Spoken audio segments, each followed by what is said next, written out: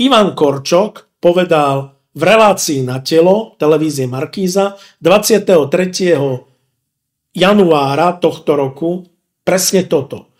Chcem byť prezidentom, ktorý bude istou rovnováhou moci, pretože ľudia sú v uliciach a ja ich podporujem.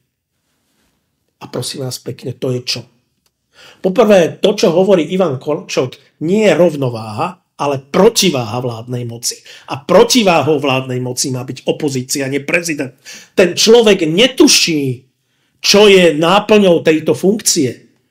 Z toho by vám mal behať mráz po chrbte, pretože ak to má byť ďalší prezident, ktorý sa vyhraňuje ako prezident opozície, pretože on sa ani nesnaží nikde inde získavať hlasy. On hovorí, ľudia sú v uliciach. Kto je v uliciach? Zástancovia a prívrženci opozície. Ivan Korčok podporuje prívržencov opozície. A čo tí druhí? Veď úlohou prezidenta má byť nie zjednocovať. To je, alebo viete, takéto klišé o spájaní, to hovoria všetci prezidenti a buďte si istí, že aj ten ďalší zvolený to bude opakovať, že chce byť prezidentom všetkých občanov. Nie, to sa len tak ľahko nedá. Proste základným princípom demokracie, parlamentnej demokracie zvlášť, je konflikt.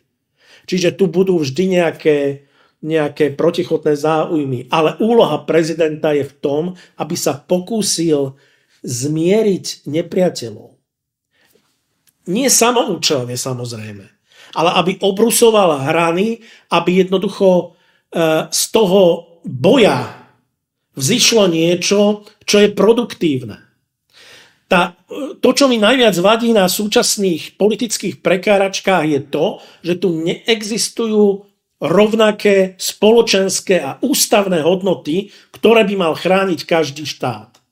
Spoločné hodnoty, to znamená, to sú tie hodnoty, na ktorých stojí demokracia. Tie nemôžu byť odlišné u opozície, u koalície.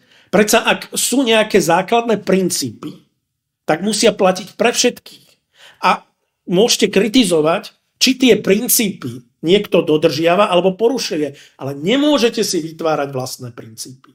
A práve na to by mal dohliadať prezident ako strážca ústavy, demokracie a hodnôt, ktoré vyplývajú z existencie nášho demokratického štátu.